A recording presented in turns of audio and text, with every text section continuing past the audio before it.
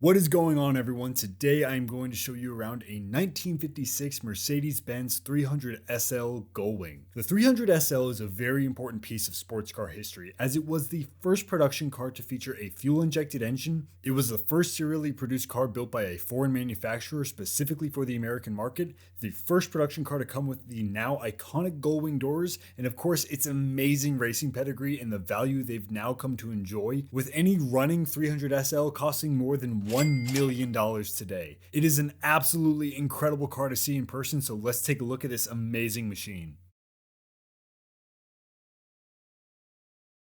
In the early 1950s, Mercedes-Benz was on rocky ground after a little thing called World War II came to an end. The brand had been heavily involved in sports car racing pre-war and eventually returned to the world circuits with its new W194 race car for the 1952 sports car season. The brand would see success with this model with an overall win at the 24 Hours of Le Mans and the Carrera Panamericana.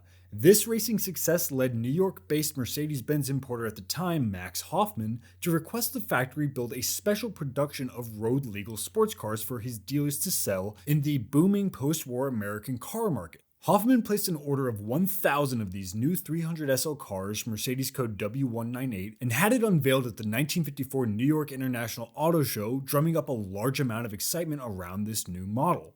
The 300SL got its name from the car's 3-liter overhead camshaft straight-six engine and the Superlight or Superlight designation. However, it was never officially called the Gullwing. This was merely a nickname that the car picked up due to its unique roof-hinged upwards opening doors. Mercedes engineers put these doors on the car due to the aluminum tube frame that rises high alongside the driver and passenger seats, making a conventional door nearly impossible to use.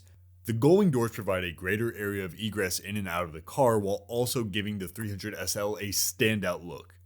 To open the doors on the 300SL, there is a somewhat hidden handle in the door with a raised end that you push on to reveal the rest of the handle. Pull on that and the hydraulics will help lift it up as it opens to unveil the gorgeous interior on this car. This car's interior is well worn and highly original, showing its age while still being in fabulous condition.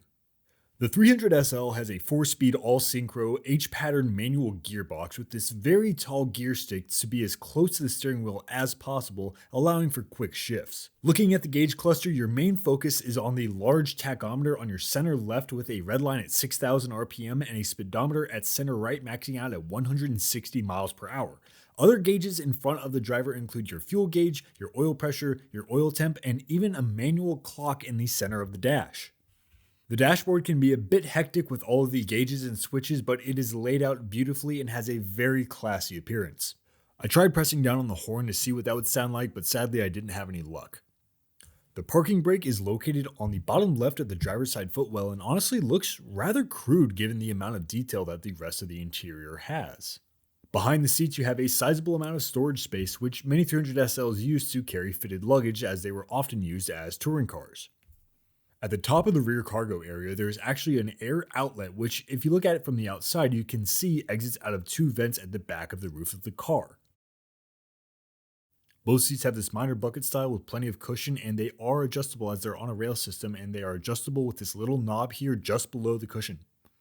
One last thing I want to note about the 300SL interior is that the metalwork on this car is fabulous. With everything from the door hydraulics to the support handles for getting in and out of it, they are all made incredibly well, which you would at least hope for on a car that cost almost $7,000 in 1955, which is roughly $75,000 today.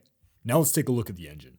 The 300SL has a water-cooled 3-liter overhead camshaft straight-six engine, which you might notice is actually at an angle. Mercedes engineers angled the engine at 50 degrees in order to lower the height needed for hood clearance as well as improve airflow design for the intake and exhaust manifolds. This engine was the first engine to come with mechanical fuel injection in a serially produced car, featuring a Bosch mechanical injection system.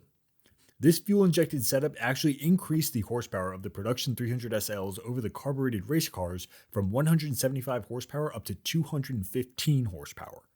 The engine utilizes a dry sump oil system requiring 16 quarts of oil, which helps the 300SL maintain full power at 6,000 RPM. However, this large amount of oil makes maintaining sufficient oil temperature difficult on short drives and can lead to wear on the cylinder walls. Because of this oil system, Mercedes recommends regular oil changes at an interval of every 1,000 miles, or a single go of the Mille Miglia.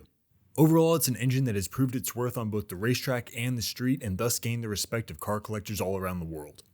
The 300SL is an iconic and sought-after car for car enthusiasts both old and new. Its perfect mix of racing heritage and performance, blended with comfort and luxury of a German touring car, have made it a staple amongst many of the world's greatest car collections, thus demanding their current values well into the seven-figure range. I personally think it is a gorgeous car, albeit not without its own list of oddities, and I feel as though most of the general public will agree.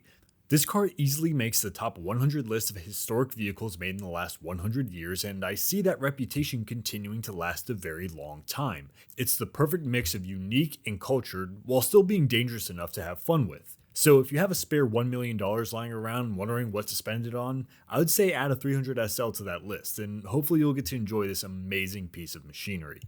If you like seeing the best cars in the world up close like this and learning about their history, subscribe to the channel. It helps me a ton and lets me showcase many of these incredible cars for you all. I really appreciate it, and I hope you enjoyed the video, and thanks for watching.